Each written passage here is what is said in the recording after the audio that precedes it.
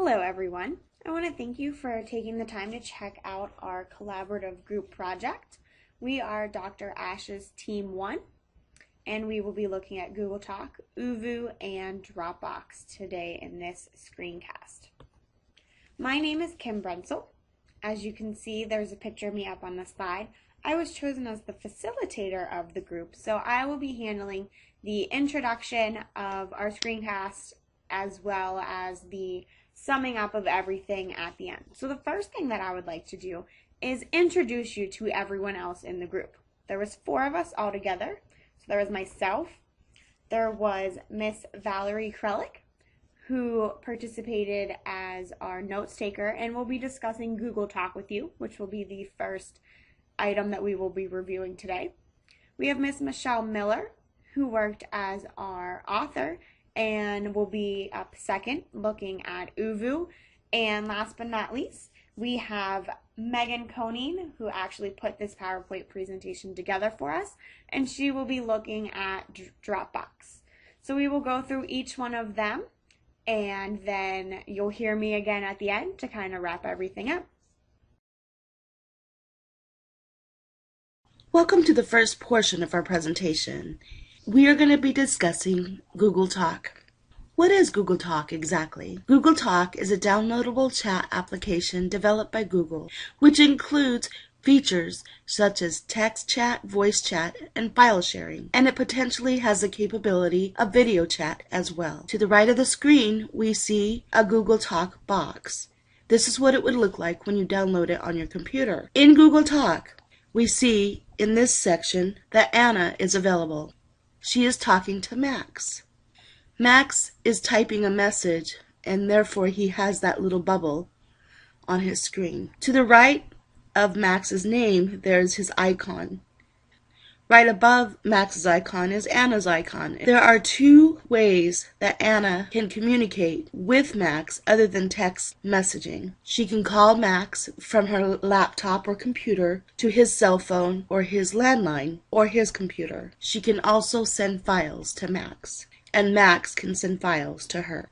On the bottom of the screen, you'll note right above where they enter text, it shows that Max is sharing a photo with Anna. Now we will be talking about the features, benefits, and negatives of Google Talk. The positives for Google Talk is that it can store information of the chat session. Secondly, you can send files between users. Thirdly, it's good for partner work to collaborate in the classroom. Finally, the last benefit is that using Google Talk, you can call from your laptop to anybody's phone nationwide for free. Now we'll be discussing the negatives of Google Talk. Google Talk is hard to use.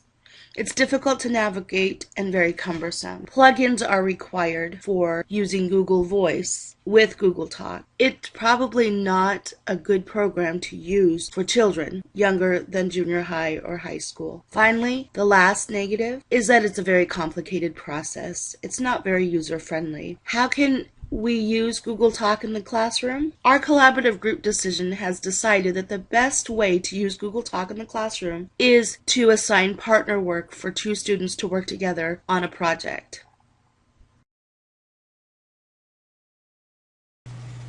What is ooVoo? This is a program a lot like Skype, if you've ever used Skype before. It has audio and video capabilities. It's great for group chats since you can have up to 12 people and you can record your conversations. It also can be used on multiple devices.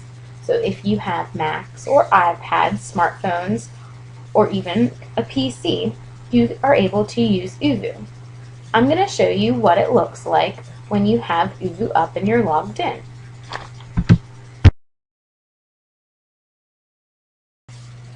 So when you're logged into ooVoo, this is what it looks like. You can add friends right here. You can invite friends, and when you click add friends, you just have to have the friend's name, ooVoo ID, or their email address. Once you've added friends, you can talk to them, you can call them, but if you don't have any minutes because it costs to upgrade, then you can't do that. You can send an offline chat video or message, and you can record something to send them. And when they are online, then it has a little thing that you can call them, and then that's when you can video chat. But if they are offline, then you cannot do that.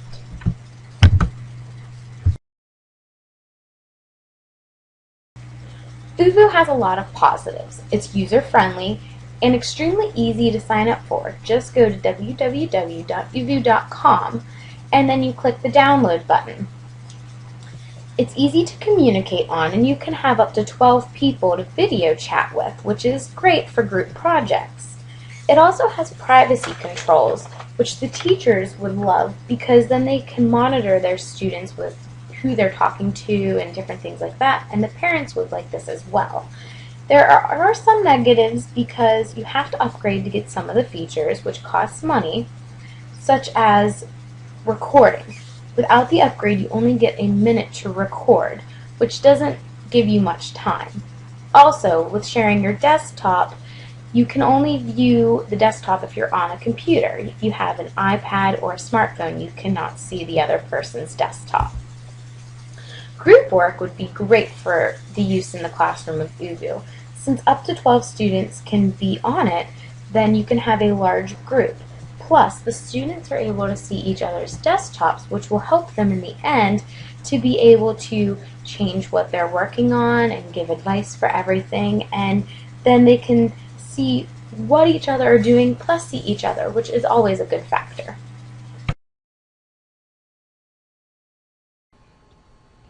And last but not least, we have Dropbox. Now, what is Dropbox exactly? Dropbox is a file sharing program.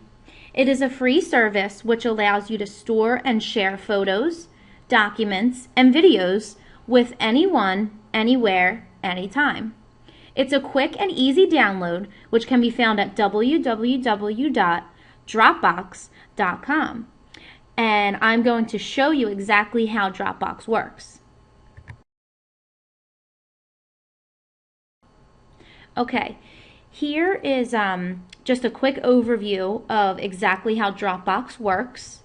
If you see my little cursor right here, down at the bottom right is the Dropbox icon. If you click right on the Dropbox icon and go up to Open Dropbox Folder, open that up. Let's expand that. And there's my Dropbox folder right there. It's listed right with desktop, downloads, all of your documents, music, pictures, everything. It'll show up right there, right when you download it. Now here's my folders. Right here I have photos and I have public. And you can also add new folders and things like that.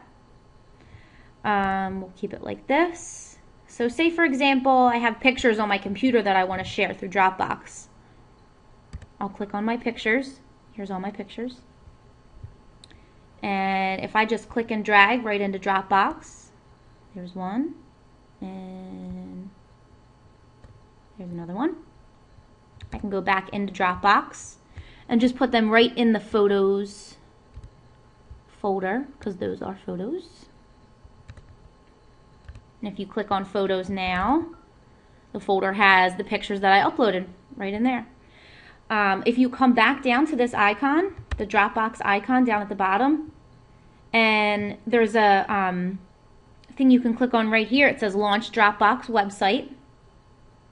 And we'll talk about this a little bit later, but this is actually one of the great features of Dropbox. If you click right on this, it will launch the Dropbox website. And right here you can see I'm already logged in right up here. And here's my folders that I showed you right on my computer. And you'll see if I click on photos, here's the photos that I just uploaded right on my computer. So it saves it also on the website. So you'll have it on the website to share with other people. And then you'll also have it on your computer.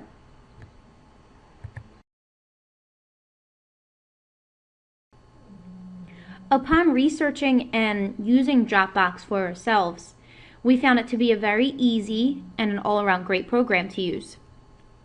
Now, like I had mentioned before in my demonstration, one of the great features about Dropbox is that documents can be saved on the Dropbox website just in case. So for example, if you lose your computer or it breaks, you don't have to worry about your documents because they're always saved on Dropbox.com. Things like photos, documents, and videos are available whenever you need them, and they're available through your desktop computer, your iPad, and you can even get things through your cell phone. Dropbox can be used on Mac and PC, and the RSS feed is there to subscribe to so that you know when it needs to be updated. And there's also easy updating. And now you do have to upgrade for more storage, but a great feature is that if you recommend people to Dropbox, you will get more space for free. So that's also another great feature of Dropbox. As for negatives, we didn't find any negatives of Dropbox at all.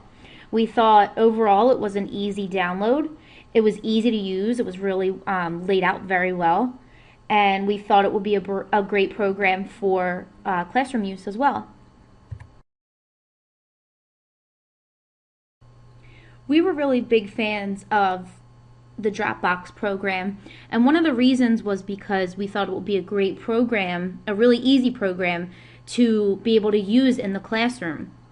One of the ways Dropbox could be used in the classroom is with group work and group projects. We thought it was a great program for this. Students can upload their project, share it with the people in their group, and then they can edit, change things around, upload it back into Dropbox, and kind of pass it back and forth that way for group work and group projects and things like that. It can be shared with multiple people and can be edited. Dropbox is also linked to the phone, so it promotes cell phone use in the classroom. And this way students can log on through their phone and edit projects that way. Another great way to use it in the classroom for the teacher to use is to post assignments, and then students can log on to Dropbox and they can do the assignment right online and then post it back on Dropbox for the teachers to respond to it and kind of grade it that way. They can also subscribe to the RSS feed, like I had mentioned before, and it can let them know when things need to be updated and things like that.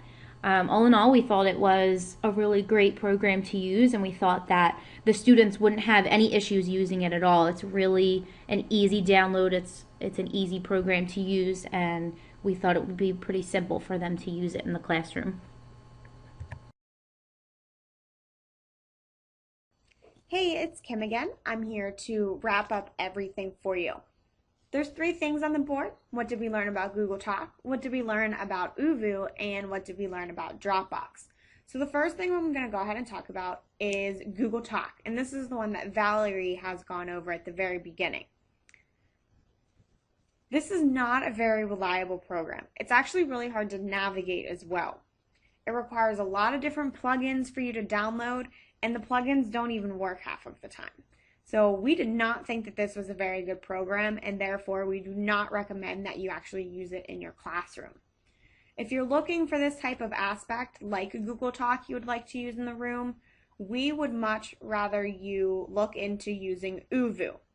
ooVoo is an excellent program that is very similar to Google Talk with the chatting aspect, but a couple of its main advantages, like Michelle had talked about, where you're able to share your desktop. So you can actually see what other people are doing at the same time you're talking with them. And in a virtual world, in the virtual classroom, any type of online learning environment, being able to actually see what is going on that person's desktop is huge. Whether you're in a project, you have a problem, rather than trying to talk it through, being able to see that is definitely a major positive that ooVoo offers out for you. We also said that being able to actually see the people is also truly beneficial. So we would definitely recommend using this in your classroom. And the last one that's a little bit different that Megan had talked about is Dropbox. Dropbox is a great, useful, wonderful program. You have the capabilities to back up all of your files onto the website, onto your laptop, your cell phone, your Mac, your other computers, as long as you have the internet and you can log on to your Dropbox account, or you have the actual Dropbox icon downloaded onto your computer, you're able to obtain these files. So that's really cool. And something else that we mentioned that we really liked is that you have different folders. You can have shared folders where you can invite people to contribute information to, so like teachers, and they could add information, share resources that way, or students. That could be really great for group work, and the students could upload their information in there. But then you can also have your own private folders. So not everybody has access to your information. You can have your shared folders, you have your private folders. So we definitely recommend this not only to use in your classroom, but just to use in general. We recommend Dropbox for everybody. And on behalf of my group members, Valerie, Michelle, and Megan, we would like to thank you for checking out our screencast about different Web 2.0 tools that you could use in your classroom. And we really hope that you found this out to be beneficial. Thanks again.